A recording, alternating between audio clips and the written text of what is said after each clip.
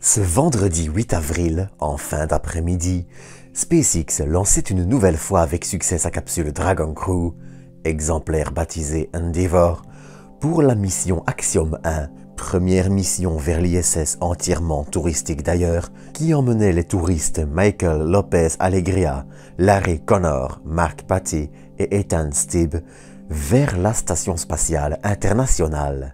La mission devrait ainsi durer en tout une dizaine de jours, pour un séjour de 8 jours à bord de l'ISS. Cette mission, outre le fait d'être le premier pas de la compagnie Axiom Space dans le tourisme spatial, est aussi l'occasion de réaliser quelques expériences, dont une expérience qui pourrait bien révolutionner les télescopes spatiaux. Alors, pour cet épisode, je vous propose de parler de cette mission d'Axiom Space et de cette fameuse expérience. Mais avant de commencer, et comme d'habitude, j'aimerais vous inviter à vous abonner si vous ne l'êtes pas encore, ainsi qu'à liker, commenter et partager cet épisode. Sur ce, j'ai déjà bien trop parlé et je vous propose de nous retrouver comme d'habitude après le générique.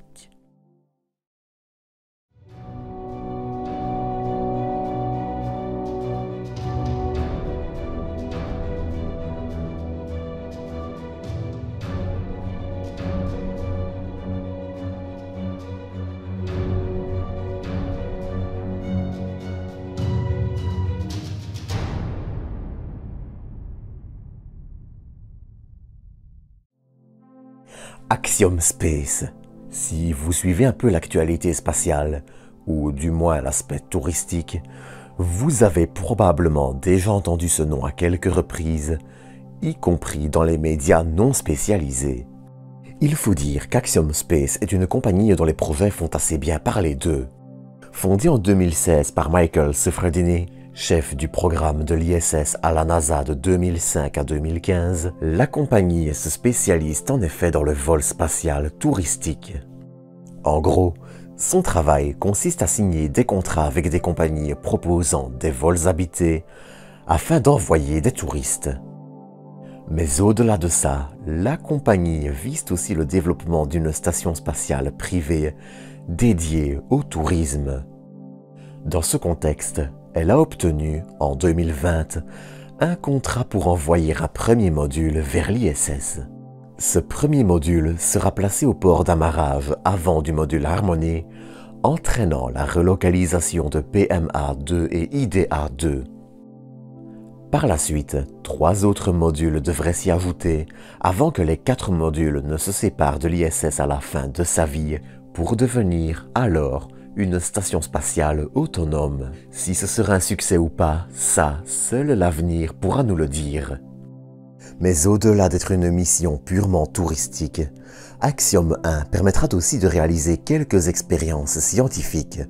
Et l'une d'elles, justement, pourrait avoir un intérêt capital dans le domaine des télescopes spatiaux. Sur ce, laissez-moi vous présenter Flûte. Non, pas celle-ci. Non plus. Celle-là, Fluidic Telescope Experiment. Mais avant d'en parler, j'aimerais néanmoins faire 2 petites parenthèses et commencer par parler rapidement du comportement des fluides. Rien de bien méchant néanmoins, rassurez-vous. Vous connaissez tous probablement la tension de surface. C'est ce phénomène qui, dans le cas de l'eau par exemple, lie les molécules entre elles et donne leur forme aux gouttelettes, permet aux insectes de marcher sur l'eau et j'en passe. C'est également ce phénomène qui fait que, en apesanteur par exemple, une quantité d'un liquide prendra toujours une forme ronde. Sur ce, gardez juste la notion de tension de surface dans un coin de votre tête, et maintenant il va falloir passer à la seconde parenthèse. Des télescopes comme James Webb ou le concept de télescope LUVOIR avec son miroir faisant de 8 à 15 mètres sont à la limite de ce qui est possible. Je m'explique. Fabriquer des miroirs de grande taille, on sait faire, mais le problème, c'est qu'au-dessus d'une certaine taille, Ils deviennent tellement lourds à lancer et tellement chers à fabriquer qu'il est quasiment impossible d'envisager des télescopes spatiaux avec des miroirs en une seule pièce. Le plus gros miroir actuellement en service, celui du télescope Subaru à Hawaï, est très honnêtement à la limite de ce que l'on peut espérer, que ce soit en termes de coût, transportabilité ou de précision de fabrication, précision qui est cruciale pour ne pas se retrouver avec un télescope myope.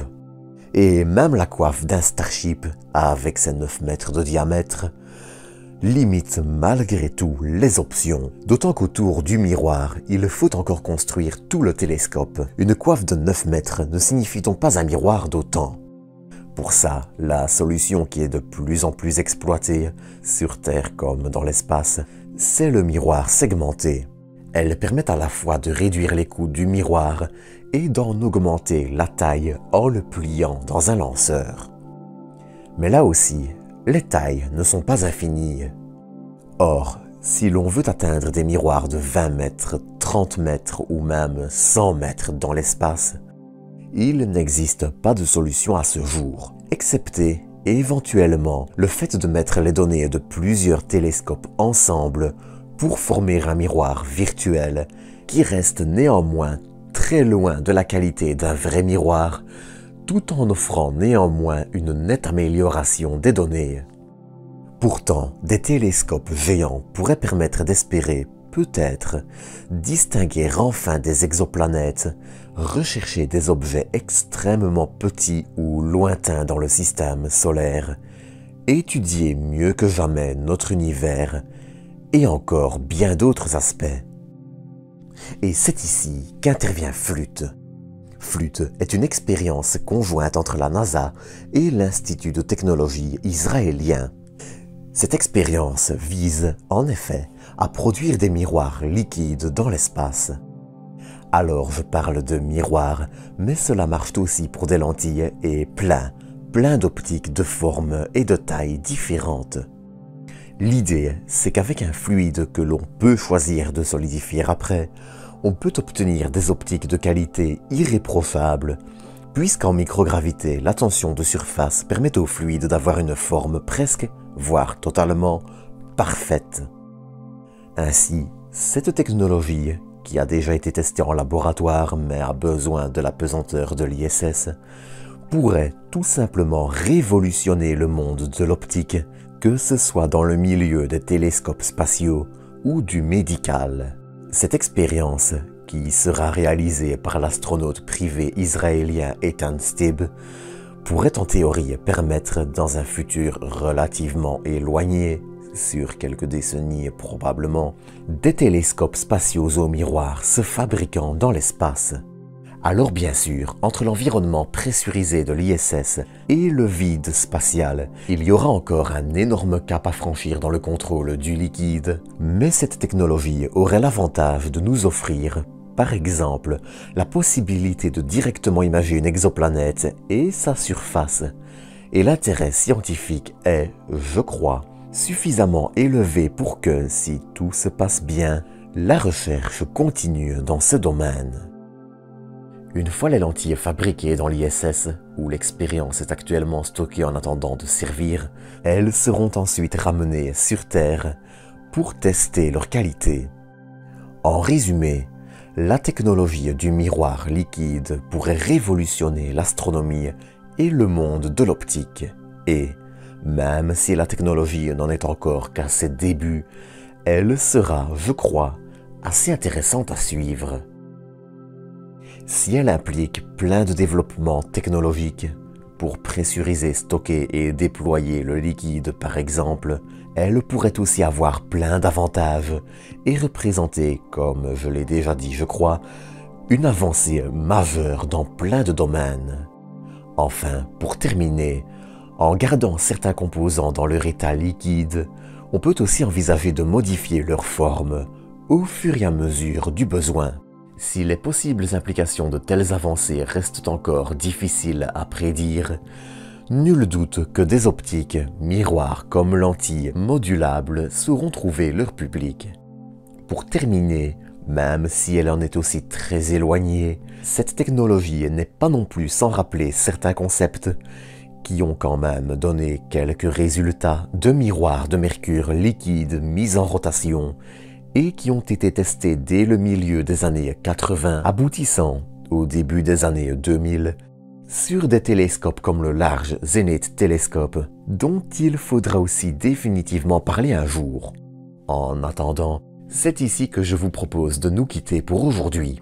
Avant de terminer, j'aimerais néanmoins rapidement m'excuser si ma voix est un peu différente.